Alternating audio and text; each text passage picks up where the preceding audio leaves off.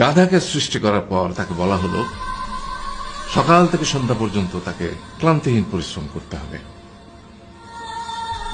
সারা জীবন তাকে পিঠে ভারী বোঝা বইতে হবে, খেতে পাবে শুধু ঘাস, আর তার মাথায় কোনো বুদ্ধি থাকবে না।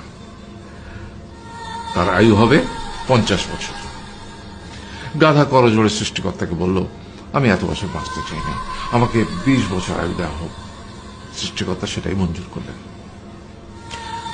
কুকুরকে যখন সৃষ্টি করা হলো তখন তাকে বলা হলো যে সে হবে মানুষের সবচেয়ে বড় বন্ধু, কিন্তু সে খাবে মানুষের উচ্ছিষ্ট, এবং তার আয়ু হবে 30 বছর। কুকুর সৃষ্টিকর্তাকে বলল, আমি এত বছর বাঁচতে চাই না, আমাকে 15 বছর আয়ু দেওয়া হোক। সেটাই মঞ্জুর করা হলো।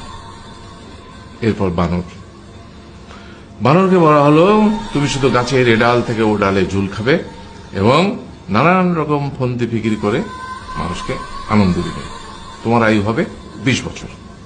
বানর বলল, আমি 20 বছর বাঁচতে চাই না, আমাকে 10 বছর দেওয়া হোক। সেটাই মঞ্জুর করা হলো। এবার এলো পুরুষ মানুষের পালা। তাকে বলা হলো যে তুমি হলে প্রাণীকুলের মধ্যে সবচেয়ে বিচক্ষণ এবং বুদ্ধিমান, সেই জন্য তোমাকে প্রাণীদের শিরোমণি করা হলো এবং তোমার আয়ু হবে 20 বছর। তখন পুরুষ মানুষ বলল, করজোড়ে বলল সৃষ্টিকর্তাকে যে 20 বছর আয়ু অত্যন্ত কম, হে প্রভু, আমাকে ওই গাধার সে যে 30 বছর আয়ু চায়নি সেটা আমাকে দেয়া হোক, ওই যে কুকুর 15 বছর ফিরিয়ে দিয়েছিল সেটাও আমাকে দেয়া হোক, আর যে বানর 10 বছর নেয়নি সেটাও আমাকে দেয়া হোক। 20 বছর অত্যন্ত কম, আমি দীর্ঘদিন বাঁচতে চাই। সৃষ্টিকর্তা সেটাও মঞ্জুর করলেন। তারপর কি হলো?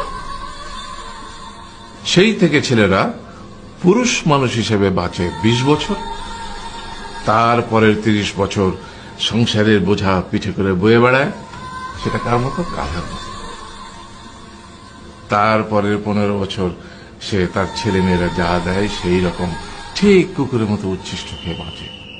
আর তারপরে বৃদ্ধ বয়সে ঠিক বানরের মতো, যেমন গাছের এডাল থেকে ওডাল ঝুল খায় বানর, তেমনি এই ছেলের বাড়ি থেকে ওই ছেলের বাড়ি, আর নানান রকম ফন্দি ফিকির করে তার নাতি নাতনিদের আনন্দ দেওয়ার চেষ্টা করে।